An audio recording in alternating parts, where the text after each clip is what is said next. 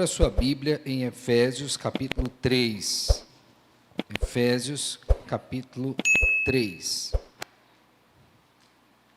Nós estamos agora neste novo capítulo e,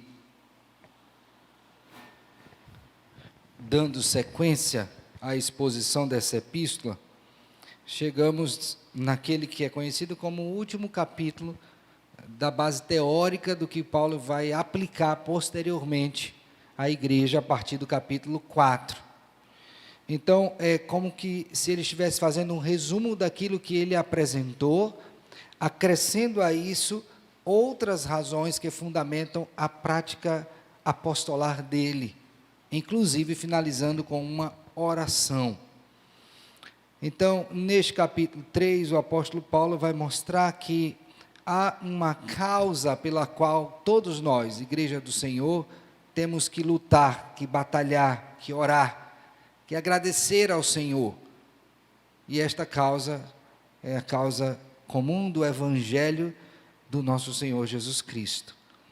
Então, eu queria que você acompanhasse a leitura que eu vou fazer da primeira porção que quero considerar com os irmãos hoje, deste capítulo, que é do verso número 1 ao verso de número 13, que diz assim: por esta causa eu, Paulo, sou o prisioneiro de Cristo Jesus, por amor de vós, gentios, se é que tendes ouvido a respeito da dispensação da graça de Deus a mim confiada para vós outros.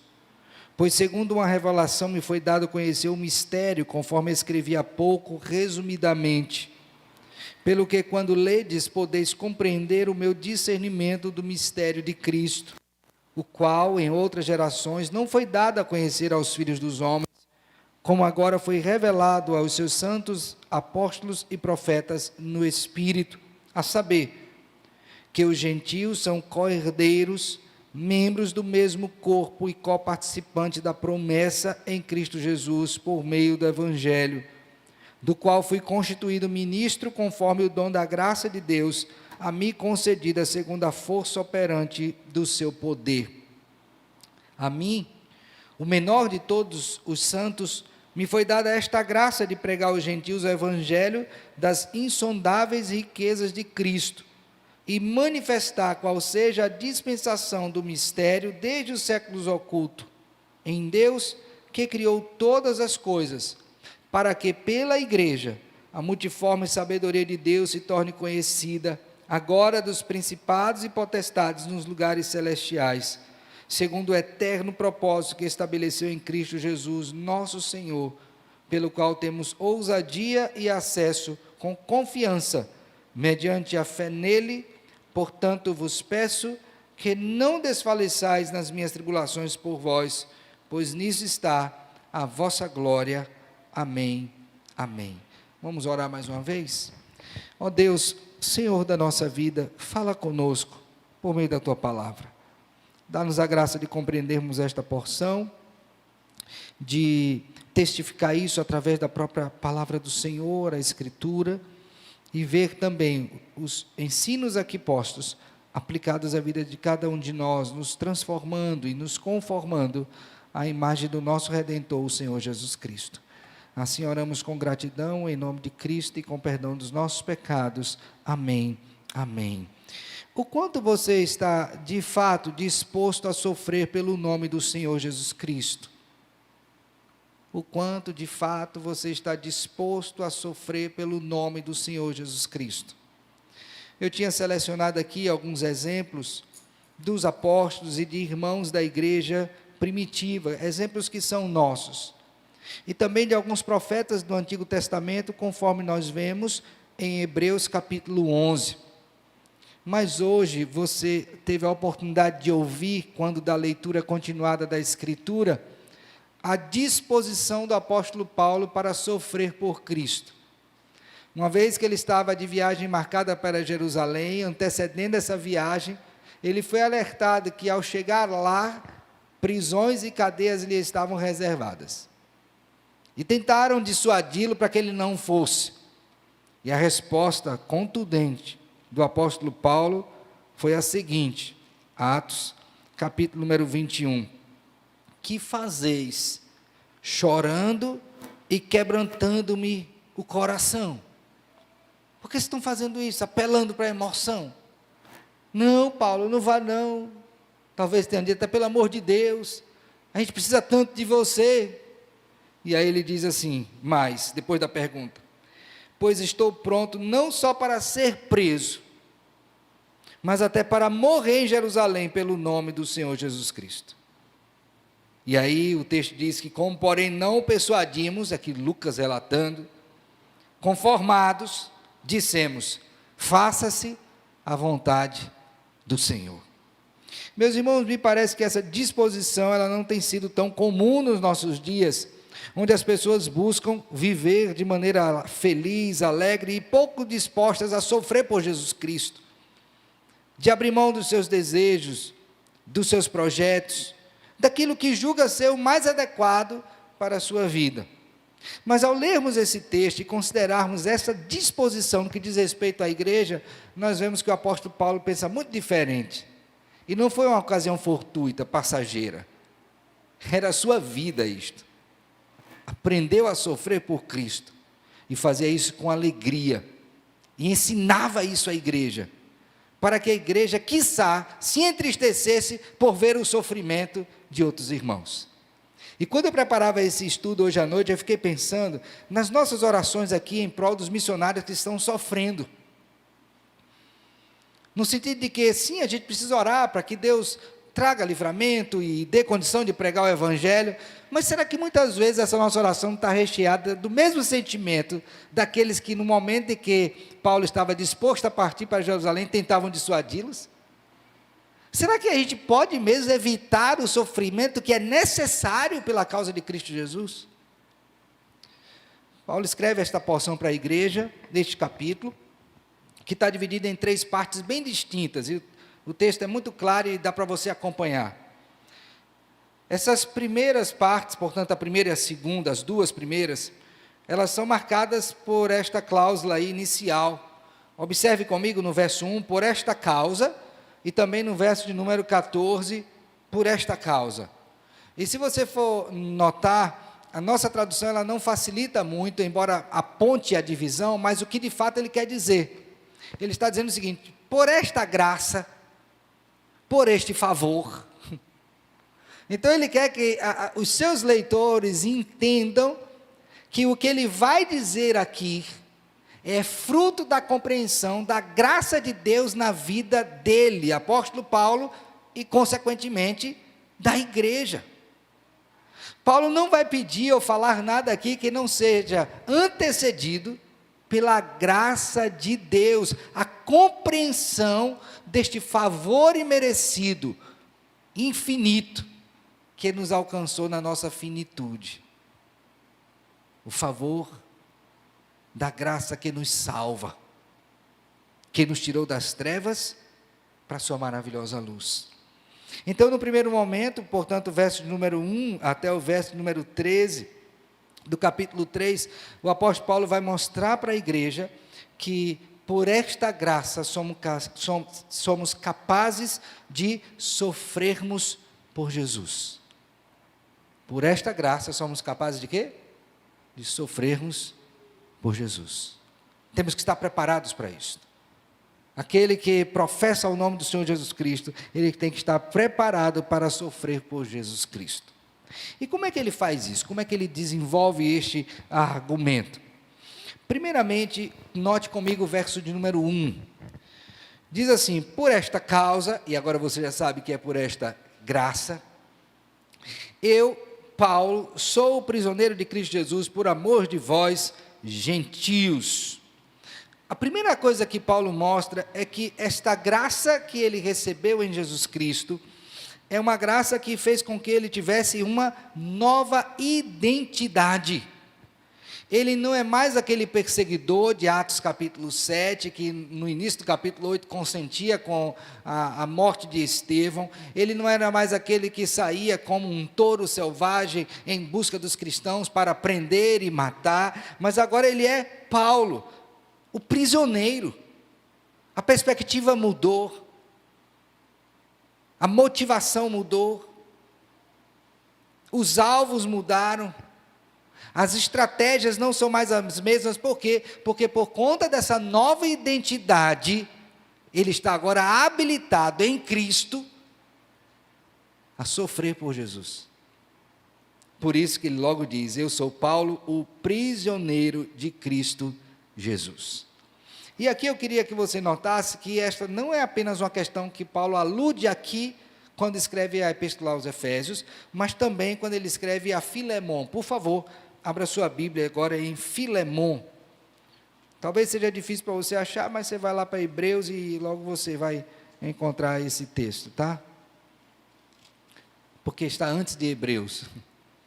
Então, em Filemon, olha como Paulo começa a sua carta breve, porém profunda, a Filemon. Ele diz assim: olha, Paulo, prisioneiro de Cristo Jesus, e o irmão Timóteo, ao amado Filemon, também nosso o quê? Colaborador. E consciente disso, ele diz também no verso 13, dessa mesma epístola: eu queria conservá-lo comigo mesmo, para em teu lugar me servir nas algemas que carrego por causa do quê? Do Evangelho. Então Paulo está consciente que ser prisioneiro de Cristo Jesus é muito mais do que algemas e prisões. É uma questão de identificação com o Senhor, com o seu mestre, que morreu para lhe salvar. Então, como que esta graça que alcançou modelou o apóstolo Paulo? Primeiro, concedendo a ele uma nova o quê? Identidade. Mas depois, na sequência do texto, você percebe ainda no verso 1, que esta nova identidade fez com que o apóstolo Paulo mudasse também a sua perspectiva acerca dos gentios. Porque note que antes ele odiava os gentios, mas agora o que é que ele diz sentir pelos gentios? Amor. Espera aí, não é que ele deixou de amar os judeus, porque ele fala do seu amor pelo seu povo em Romanos capítulo 9, mas é porque esta nova identidade em Cristo, que o habilitou a sofrer, faz com que ele olhe para os gentios de maneira diferente, e agora ele tem amor por aqueles que outrora eram alvos do seu ódio, do desprezo, ao ponto de os judeus serem salvos. Mas aqui também na igreja em Éfeso você vê gentios sendo salvos, no caso, os gregos. Você vê o apóstolo Paulo passando aquele tempo na Ásia, cerca de 2 anos e meio, pregando o evangelho também a quem? Aos gentios, na escola de Tirano. Então, essa identidade me faz perceber-me como prisioneiro de Jesus e amar aqueles que outrora não eram alvos do meu amor. Por isso sofro.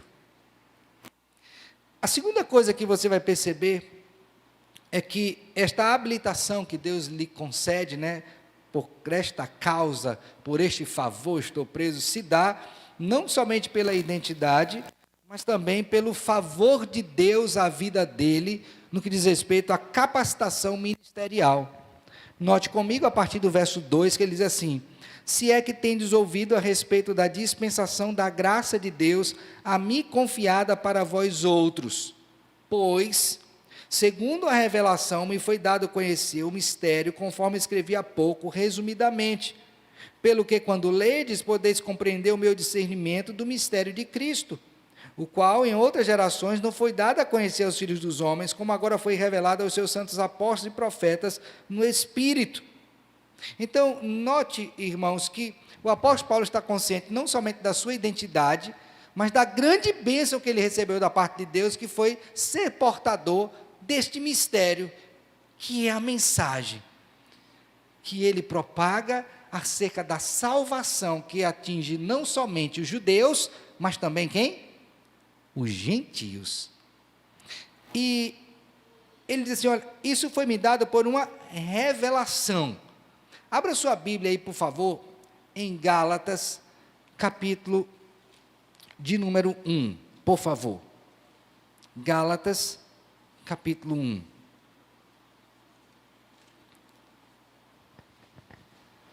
Abriram? Verso 11. Gálatas 1, 11. O que é que ele disse lá? Eu tenho uma nova identidade e eu recebi uma capacitação especial para exercer o meu ministério. E isso foi dado para mim através de uma revelação, ok? Qual revelação? Verso 11 de Gálatas 1. Faço-vos, porém, saber, irmãos, que o evangelho por mim anunciado não é segundo o homem, porque eu não o recebi, nem o aprendi de homem algum. Agora lê o resto. Mas, mediante o quê? Está vendo? E aí ele prossegue, porque ouvistes qual foi o meu proceder outrora no judaísmo, como sobremaneira perseguia eu a igreja de Deus, a devastava. E na minha nação, quanto ao judaísmo, avantajava-me a muitos da minha idade, sendo extremamente zeloso das tradições dos meus pais. Quando, porém, ao que me separou antes de eu nascer e me chamou pela sua graça, aprove revelar o seu Filho em mim, para que eu fizesse o quê? O pregasse aos gentios, sem detença, não consultei carne e sangue, nem subi a Jerusalém para os que já eram apóstolos antes de mim, mas parti para as regiões da Arábia e voltei outra vez para o quê? Para Damasco. Então Paulo está aqui relembrando o que já tinha dito anteriormente. Eu tenho uma nova identidade e eu recebi da parte de Deus uma revelação que me habilitou a falar para vocês as verdades que eu tenho falado, verdades essas que salvou cada um de vocês. Irmãos, esse é um texto denso, com muitas informações, e eu estou procurando fazer aqui um esboço para depois me deter nas peculiaridades. Então eu queria que você gravasse. Primeiro, a disposição para sofrer está por conta da nova identidade. E segundo, pela revelação que ele o quê? Recebeu. E essa revelação é a revelação do mistério de Cristo. Agora, se foi revelado, não é mais mistério, né? Então ele está dizendo uma revelação de um mistério que já foi o quê? Revelado, já foi anunciado. Então não tem nada de misterioso, já está aqui. Onde foi que ele revelou isso? Aí você lendo o capítulo 1, plano da redenção, capítulo 2, aplicação do plano da redenção, e capítulo 3, a redenção aplicada a judeus e também a quem? A gentios. Está revelado. Tudo isso por meio de quem? Do Senhor Jesus Cristo. Esse é o mistério. E aí, prosseguindo, ele lança agora o terceiro pilar que o capacita a sofrer por Jesus. Sua nova identidade e a revelação que ele recebeu. Agora note comigo, irmãos, a partir do verso 6, que ele diz assim: a saber que os gentios são co-herdeiros, membros do mesmo corpo e co-participantes da promessa em Cristo Jesus por meio do Evangelho. Agora veja, terceira questão, a vocação, do qual fui constituído ministro, conforme o dom da graça de Deus a mim concedida, segundo a força operante do seu poder. A mim, o menor de todos os santos, me foi dada esta graça de pregar aos gentios o evangelho das insondáveis riquezas de Cristo e manifestar qual seja a dispensação do mistério, desde os séculos oculta em Deus que criou todas o quê? As coisas. Então, quais são as três coisas que Paulo tem em mente com relação à sua pessoa que o habilita a sofrer? Primeiro, minha nova identidade em Cristo. Segundo, a revelação que eu recebi do próprio Senhor. Terceiro, o dom para me tornar um ministro de Cristo Jesus. Fazendo duas coisas. Pregando, está aí, verso de número 8, a graça de pregar, e verso 9, de manifestar qual seja a dispensação do mistério desde os séculos oculta em Cristo, que criou todas as coisas. Então a tarefa é de anunciar. Pare para pensar, tá? Logicamente, por que Paulo sofria? A resposta seria, porque ele ama Jesus, é verdade. Ele ama Jesus, ele ama a igreja. Mas objetivamente, o que seria? Três coisas: sua nova identidade, a revelação que ele recebeu e a capacitação do Senhor para cumprir o chamado que Deus lhe deu enquanto ministro do Evangelho, apóstolo enviado, pregador das verdades do Senhor. Consciente disso, e que esta era uma questão inalienável, ele prosseguia pregando mesmo em meio ao sofrimento. E aí eu queria consolidar isto, mostrando para vocês o texto, por favor, abra a sua Bíblia, em 1 Coríntios, primeira epístola de Paulo aos Coríntios, capítulo de número 9. Então, quais são as três coisas? Nova identidade, a revelação que recebeu e o dom para capacitá-lo a ser um pregador desse mistério. Tá bom? Ele poderia dizer assim, não vou fazer isso. Não dava para fazer. Por quê? Porque ele estava constrangido a fazer isso, a partir do que o próprio Senhor Jesus Cristo operou nele.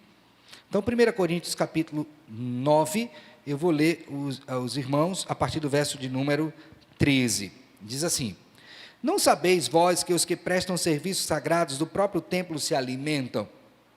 E quem serve ao altar, do altar tira o seu sustento? Assim ordenou também o Senhor aos que pregam o Evangelho, que vivam do Evangelho.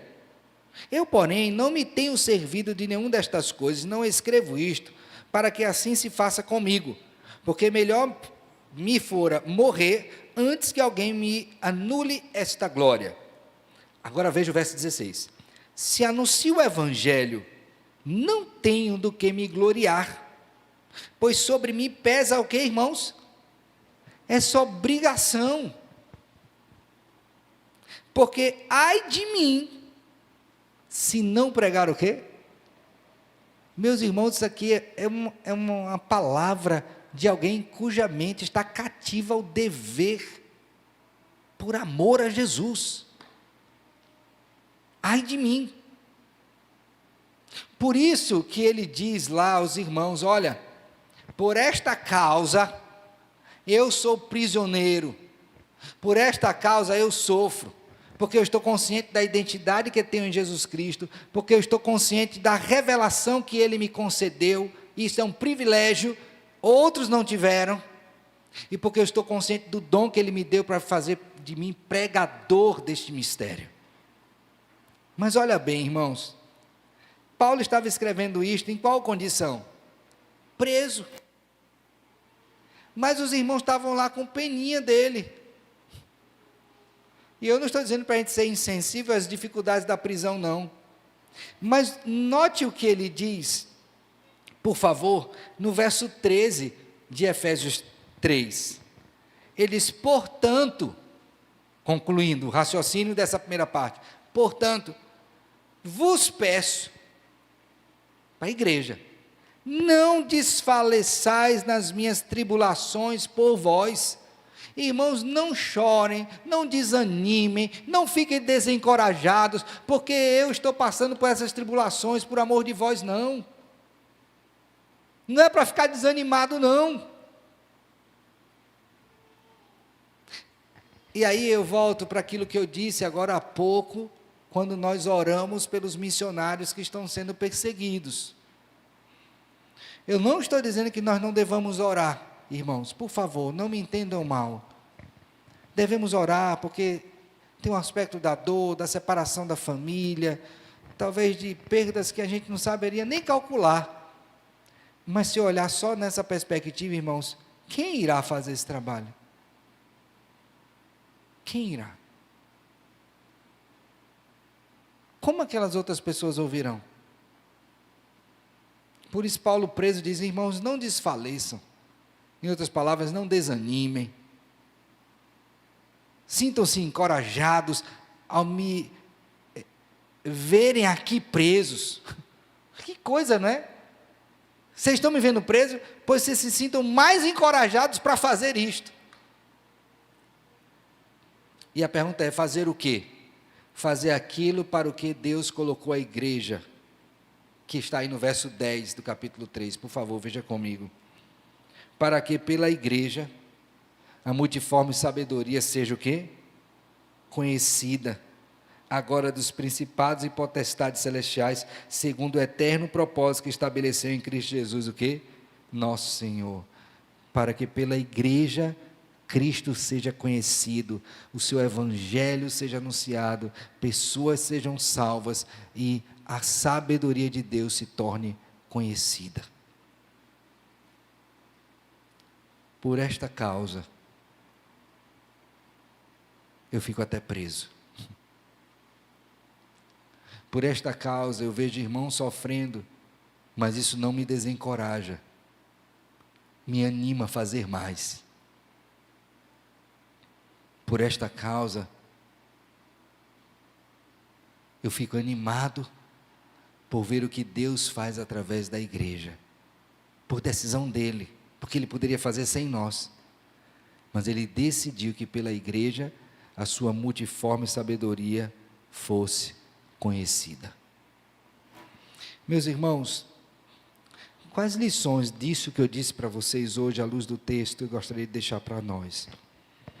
A primeira delas, qual é a causa que lhe identifica? Você vive pelo quê? Qual é a graça que ele alcançou? Tem gente que vive por tanta coisa, né? Mas qual é o grande favor que você recebeu em toda a sua vida? Pois na medida em que você contempla isto, isso passa a ser a causa do seu viver. Agora, se for a causa errada, você vai viver de maneira errada. Qual era a causa de Paulo? O Evangelho, Cristo, a igreja. Por isso ele estava disposto até a morrer. Então qual é a sua causa? Pare, veja. Sua causa é o quê? Trabalhar, estudar, casar. Qual é?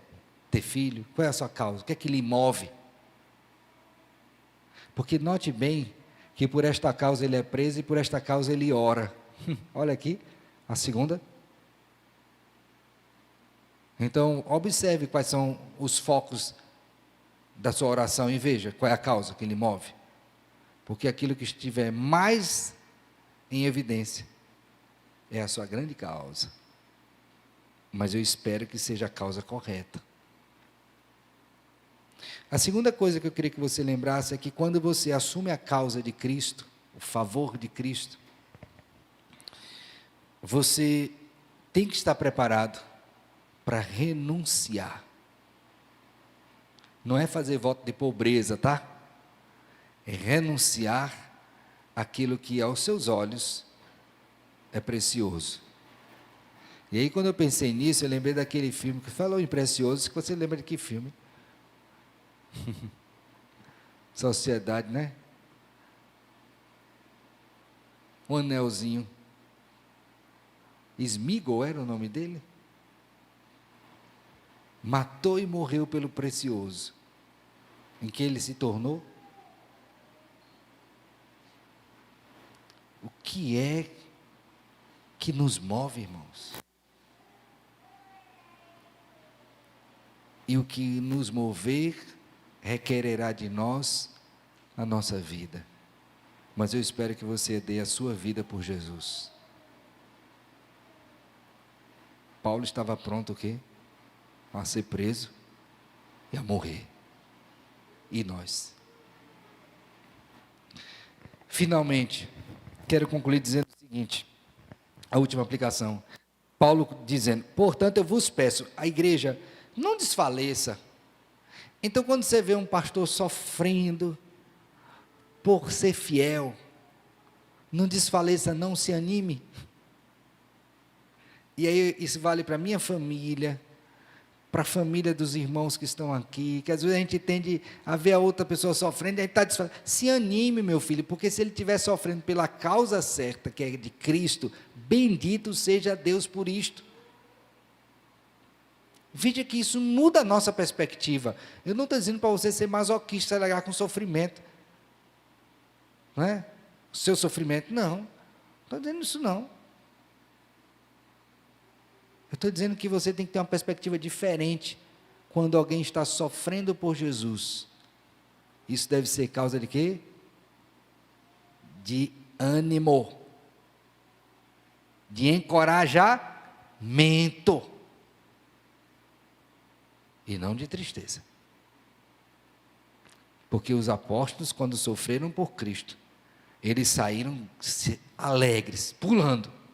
Eu fico imaginando aqueles homens saindo daquele lugar, dizendo, que coisa boa foi sofrer por Jesus Cristo, ser considerado digno de sofrer por esse nome. Quem em sã consciência faria isso? Mas quando a gente tem a causa certa, porque a gente tem a percepção do favor de Deus sobre nós, isso muda. Então, que Deus nos dê graça, para que a gente, quer sofrendo, ou vendo outros sofrerem pela causa divina, nós estejamos firmes e contentes em Jesus Cristo. Que Ele tenha misericórdia de nós e nos abençoe. Amém. Semana que vem tem alguns outros detalhes que eu vou passar aqui nesse texto de novo. Eu quero que você leia e releia, pegando essa estrutura, porque será importante para a nossa compreensão. Tá bom? Então lembra lá, ó, por causa de quê? Minha identidade, a mensagem e o dom para transmitir esta mensagem.